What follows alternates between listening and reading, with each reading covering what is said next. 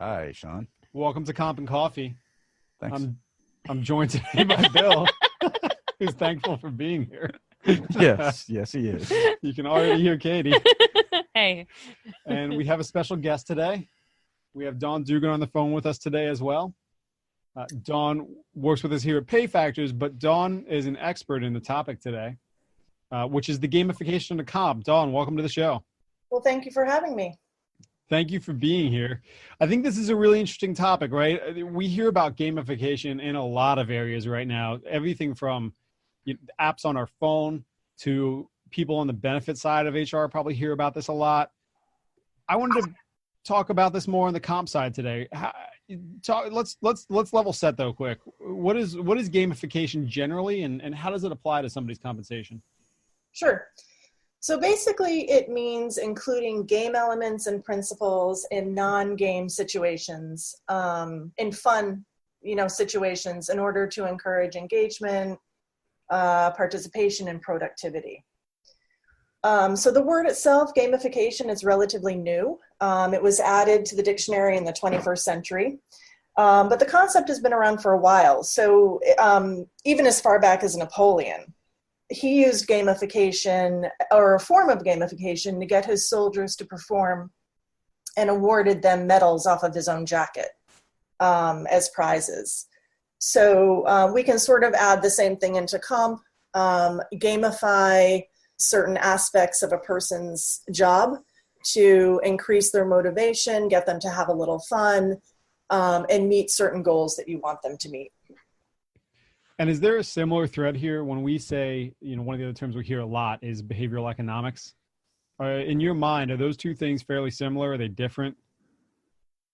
Yeah, I would say they're fairly similar. Gamification is really using I guess I would say maybe gamification is a form of that, because it's really using the game elements in non-game and in situations that are typically non-game.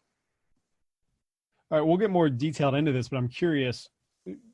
Compensation is typically not associated with a game or even fun, relatively speaking, right? People tend to take their compensation fairly seriously. So how did this even come to apply to the compensation world? And what are some of the high level tactics that people are looking at to use gamification? Yeah, so I'll give you an example.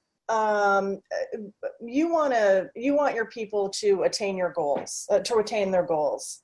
And using gamification, you can help them do that, but in a manner that's fun. You can really, and you're compensating them. It can be monetary compensation as a result. It can be prizes. But let's say an organization creates a new product. Reps need to know that product really well in order to pitch it. But as we all know, sales reps are really busy. Sometimes it's just human nature to cling to what you already know. So when it comes to the pitch count, how often they're pitching this new product, maybe it's lagging a bit behind. So you could gamify their performance by awarding reps points for every pitch they make, which they could then exchange for monetary bonuses or prizes or however you set it up. This taps into competitive nature, it's fun, and you'll probably find that your reps are more motivated to learn the product so they can start racking up points. And it's tied to their compensation as well. So they get something out of it. Not only are they having fun, but they're getting something out of it in the end. So in another world, this sounds like probably spiffs, but maybe not with the initial compensation for it, I guess is my A question. And then B, how do you audit something like that? How do you make sure that they are in fact mentioning it, for example? Well, how do you audit something like the pitch count? Exactly. Yep. You'd have to have some sort of tracking device, maybe Salesforce or, whatever it is that you use to track the actions of your sales department. There are organizations and companies that rely or that develop games solely. So you could put it into technology as well if you wanted to go to that level. If you wanted to make it some sort of game on the computer that they could play, or something that they could click every time they did a sales pitch. So there are a number of different, depending upon how far you want to go, there are a number of things that you could do. And I would think that it's subtle, but the difference between a gamified approach or a game approach and spiffs are about the process, and about the, as Don was saying, about the game that you create that they're playing. Yeah. So if I could, maybe I'll try to spin that back, right? It would be, spiffs are if you close the deal, right? If you sold something for it. The gamification is get out there, in this instance, get out there and pitch it. And you get points for that. You can be incentivized for that. Yes. Right. Yeah, or even get out there and learn it. Right. This doesn't have to be confined to the sales department. If you have a customer service department and you really, really want them to be able to talk about the product and provide the best service possible, you could do something like, you could develop an online quiz that gets them to know the product, and every time they answer a question about the product, they get a little token, or they get a point, and then they can trade those in later, again, for a bonus or for a prize or something like that. That's creating, so it works in departments other than just sales. And it seems like the biggest difference here is that with a spiff, you're rewarding for the behavior after it's happened. And here with gamifying, like, learning the new product in the example that Dawn gave, you're gamifying the behavior itself before Right. it's actually happened, right? So and ultimately the goal would be that you're intrinsically motivated to pitch the new product. Well, Right, because you want to win the game. Yeah. That was going to be my question. At what point is this using somebody's, what we know about people psychologically, for example, or what we can gamify and make fun that might be felt as work otherwise, where does it cross over from being a fun, interesting way to tap into somebody's psychology to not treating people like adults, for lack of a better word? Like, if we create a new product and the sales team's not selling it, well, we created that new product for the sales team to sell it. That was my first thought too when you were initially describing this, Dawn, and like setting up the scenario, was I could like hear, like the VP of sales, just as an example, or anybody being like, well, okay, like we're gamifying it, great, but this is your job, so you should be learning it otherwise. Right.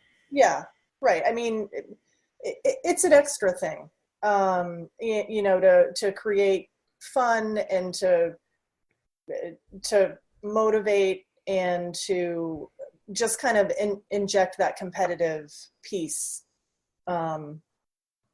into things. Right. I think sales is a easy example, but a confusing one, because sales they already departments, they have a lot of spiffs and rewards, which are, it's sort of a component of gamification, but gamification, I think, is about the process of changing or doing something different or learning. And it's not just about, we want you to do more of this and we will pay you more for doing it. We want to help you learn, and we want to, get you up to speed as fast as possible. I can actually think of a very tangible example here where we attempted to use gamification, but like a more thought out plan probably would have worked well. Was when we first, a couple years ago, we had rebranded Pay Factors, and we were sharing like what that rebrand looked like and what that meant for employees. And had we had more gamification, within that process, I think it took a little while for people to understand what the new messaging was. And I think they would have maybe gotten up to speed a little bit faster if we had done something like a quiz, or whatever. Yes. And I think getting people involved in the example of, this is your job as a salesperson to learn the new product.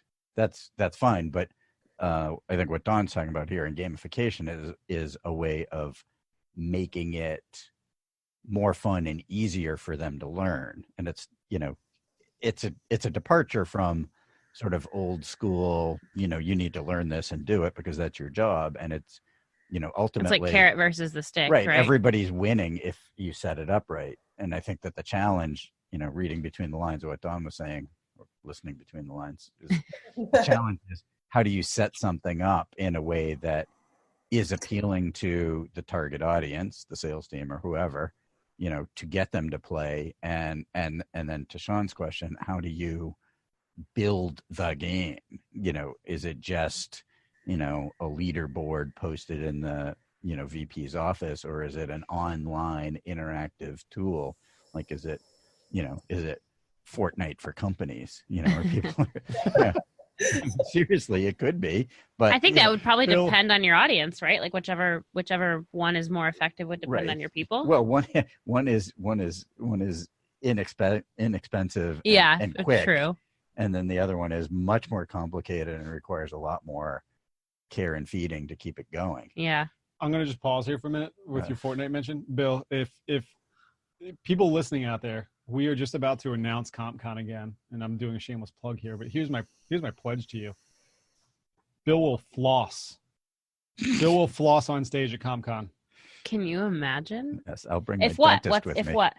Bill will floss on stage at CompCon. And he's dressing up as a zebra, right? Not that kind of floss, Bill. Not the teeth.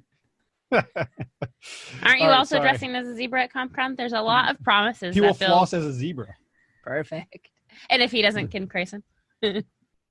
All right. There's a lot of editing that's going to have to be done on this podcast. Oh, no. This is all staying in. Sorry, Dawn. No, we're massive departure. Very amusing. All right. But here's the question, though, right? And this is where my initial question, or one of my initial questions, Dawn, about gamification versus behavioral economics is, we're talking about this very almost unilaterally, right? Like, you can get somebody to do X if you reward them for Y, or, you give them a reward Y. This can be much more complicated. This can be much more intrinsically motivating, depending on what you want to tap into and how, right? So it's not just do this for this. Right. Bill's point, this can be a leaderboard. This can be a whole lot of things going on at once or not, right? Yep. Yeah, absolutely. It's what do you want to drive, and what kind of game, because that's the key. What kind of game is going to get people to get there? So how does this apply to, say I'm sitting in comp right now, I'm a comp manager. How does this apply to me? This is all cool and interesting. My world's very, people are very used to how they're compensated, right? My world's very much, okay, you get your base, you get your total cash comp. Maybe there's some other stuff in there to sales, right? With commissions or something else. How can I start to view this? Is this like, do I need a total rewards pool of money that I can tap into that might cost me less than if I give everybody a bonus, but we motivate people to do something? How do I approach this? How do I think about it? Well, I think it's its own separate thing, its own separate area in terms of, budgeting for whatever type of reward you're giving as a result of that gamification. I don't know. Maybe it goes into the short-term incentives area. Bill, any thoughts on that? I think that the focus of the gamification is on, behavior and learning modification, and then the focus on compensation is the results of that. And so, like, the gamification part is about getting people motivated or emotionally attached to doing something. And I think you run into a little bit of a risk if you oversimplify it and say what you're doing is gamifying comp and saying we're building a process or a game, if you will, around how you get paid, versus we're building a game around things that we want you to do, and I think more importantly, it's got to be things the employees want to do, because the game part is about, what benefit do you get out of playing the game, and I think some people, the reason I was saying sales is, both a good and a bad example is, like, the sales team, we've talked about this on other podcasts, salespeople are by nature competitive. And so things like leaderboards and who wins, to use a game term, those play perfectly with salespeople. Other parts of the organization are filled with people that don't necessarily want to be competing with their coworkers. And it's more about, like, personal gain. How do I get better? Not how do I get better than Sean or be the best, across the office, and it's not that people don't want to be their best. It's that they, different people are motivated by different things. And so you want to make sure that the employee's goals, what the employee is trying to do in your game or your game world, is aligned with what the company is trying to do or the department is trying to do. And so there's use your word, it's very complex to set something like this up and get it to work.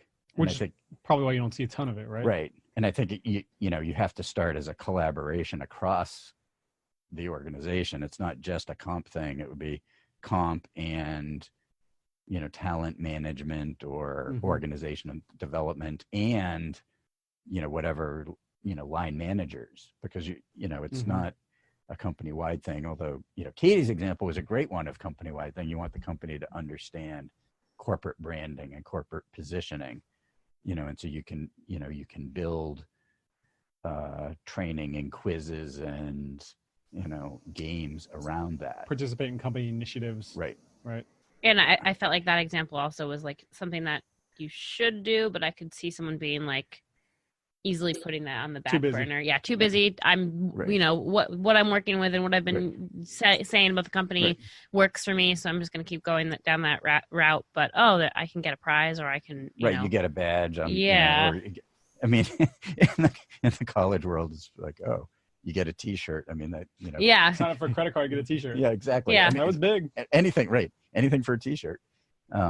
So I think and that's part of the what are the rewards, and the rewards are not just compensation. In fact, a lot of games that there's no there doesn't have to be a tangible thing that you get. It can be points and badges and prestige, bragging rights, exactly. Just the recognition a lot of times. Yes. Yeah, I guess also my question would be, at what point, and maybe you don't, but if we go back to, I guess, at what point does the game stop? Like, are you constantly gamifying, or is this a means to a changed behavior?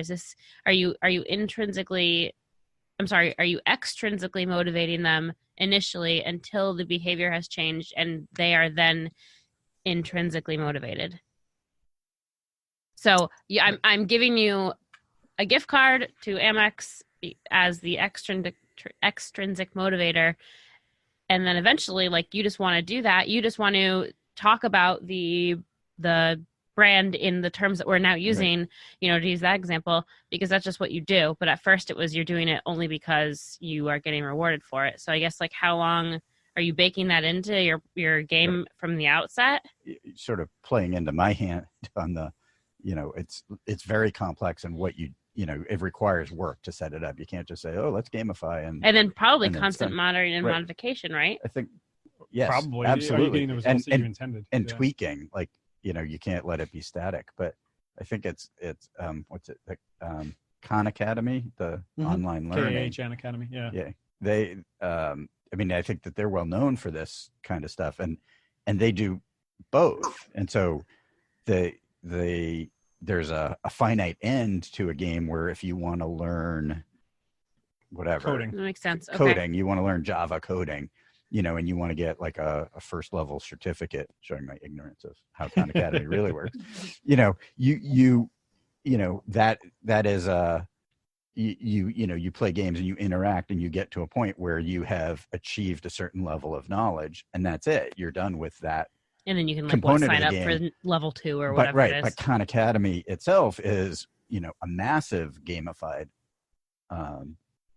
environment where, it's learning and it's continual. Got it. Where you just keep coming back and you're like, I learned that. Now I want to go learn. It's like a video game where you go to the next you beat level 1, yeah. Or you go. It's more of it's also, you can go laterally to other topics. It's got it.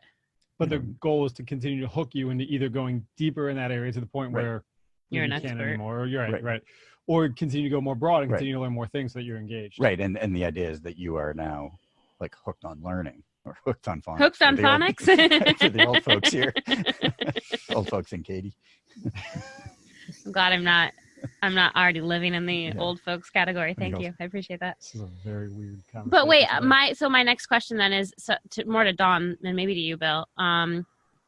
How obviously a lot goes into these programs. How can somebody go about like realistically setting one up, or are you looking at a significant investment?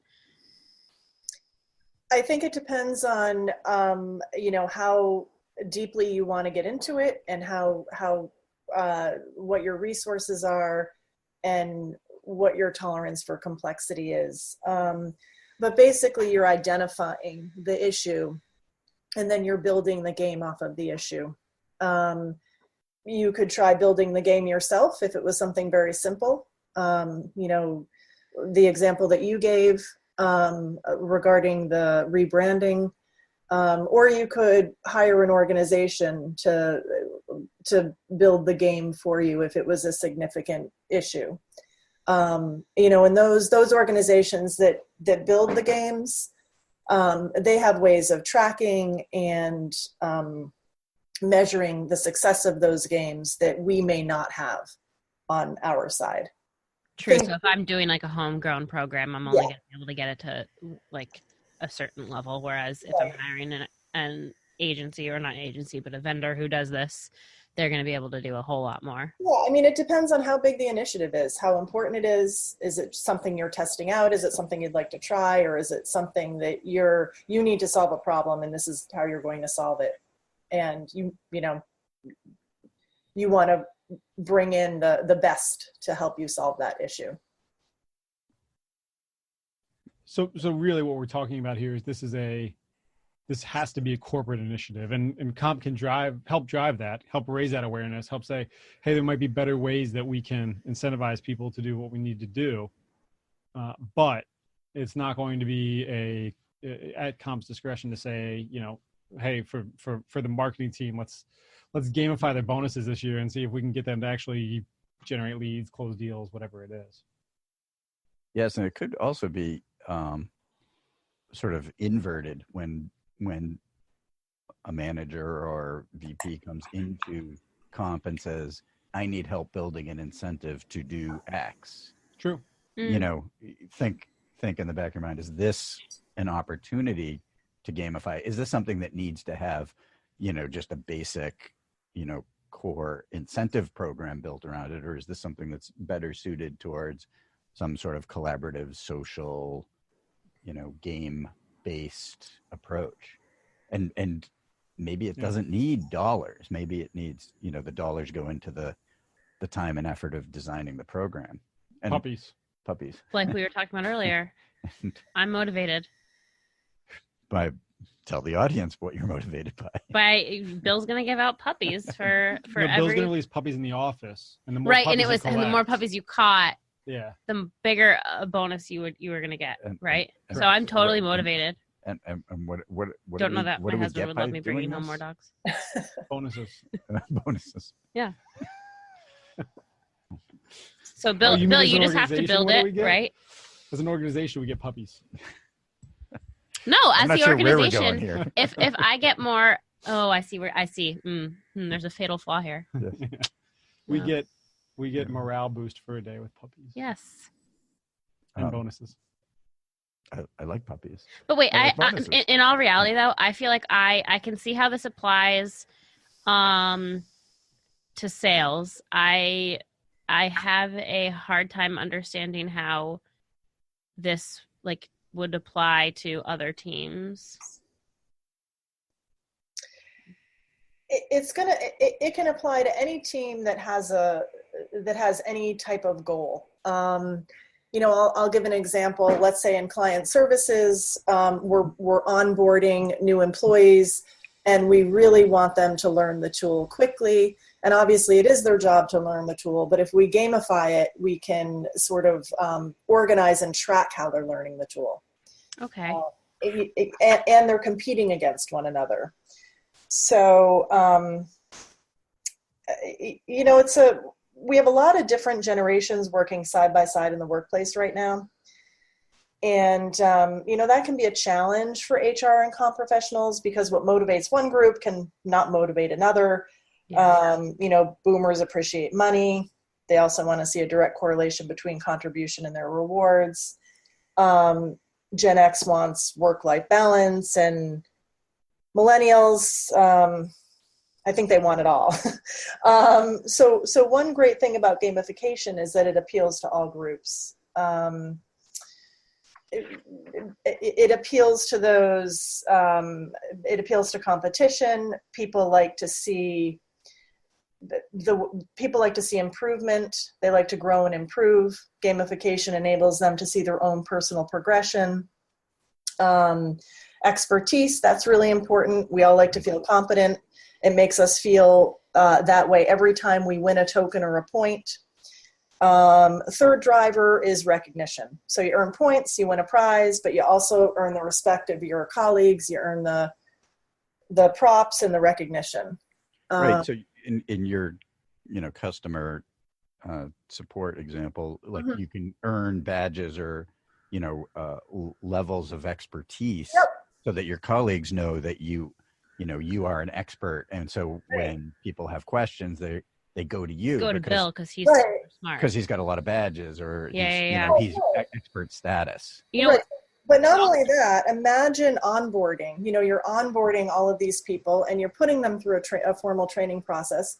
But the gamification is a really, really great way. It makes it fun for them to learn the product, but also you as a manager can track what they're learning, because you're seeing them earn the badges and you're seeing them earn the points, and you can see the gaps. Is it totally comprehensive? No. Is it a total training program? Absolutely not. Does it support training? I think so in that particular situation. I think it's also something to note that this can, correct me if you think I'm wrong here, Dawn, but I think that this would apply across different types of work environments. Like you're not just appealing to the white collar worker, but to manufacturing or, healthcare or whatever. Oh, absolutely. There's some gamification out there. I can't remember who does it. Maybe you guys will this will sound familiar and you can jump in, but it makes employees compete to complete, their everyday tasks.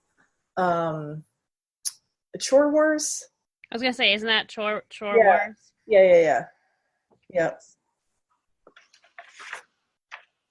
And obviously, we see a lot of this on the benefits side of things, Yeah, getting people to interact with HRIS, getting people to do things for their own health and well-being, getting people to complete their insurance, getting people to anything where you need more information and they're remiss to provide less likely to provide it. And it's probably ideal for something like that. Although that, like the whole wellness program concept is gamification.